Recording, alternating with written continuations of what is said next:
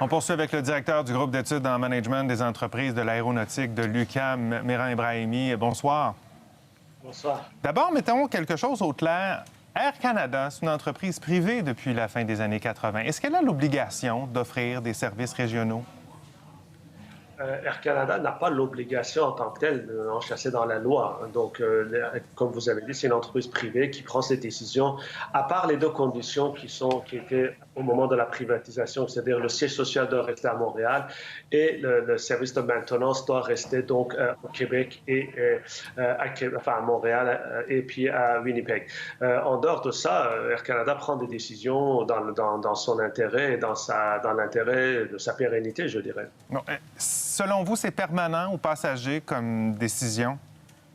Écoutez, la situation, je pense que c'est très banal de le dire, et que la crise dans l'aviation était tellement importante cette fois-ci que toutes les entreprises cherchent n'importe quelle solution pour essayer de survivre.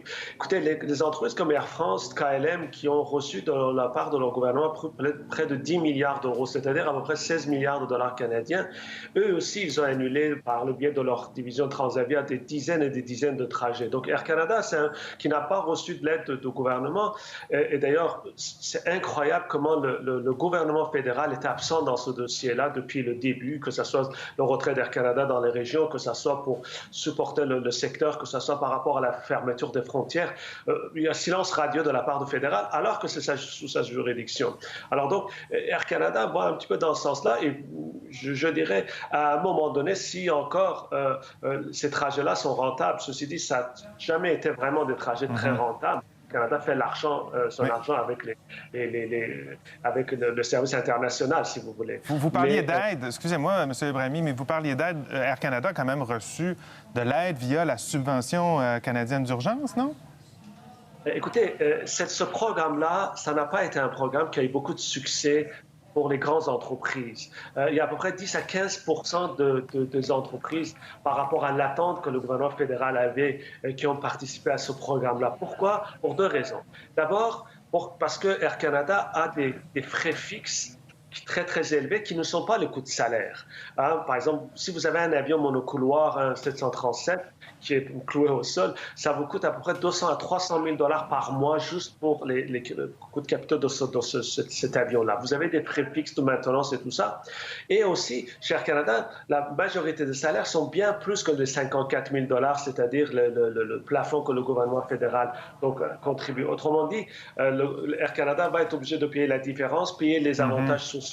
Et donc, ce n'est pas quelque chose qui est spécifique.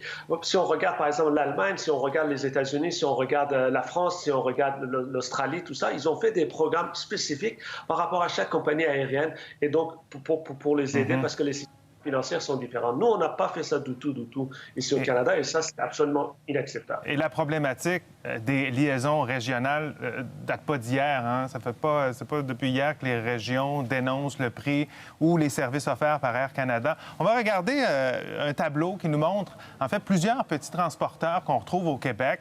Est-ce que c'est envisageable de penser qu'un plus petit transporteur reprenne le flambeau? Dites-nous, est-ce qu'il y a quelqu'un là-dedans, dans ces entreprises, qui a les reins assez solides, car c'est coûteux, ce genre de service aérien? Non, écoutez, il est évident que ces compagnies-là rendent un service intéressant. C'est vrai qu'ils connaissent le terrain, c'est vrai qu'ils connaissent les régions, ils ont des pilotes. Mais c'était un petit peu complémentaire par rapport à ce qu'Air Canada faisait.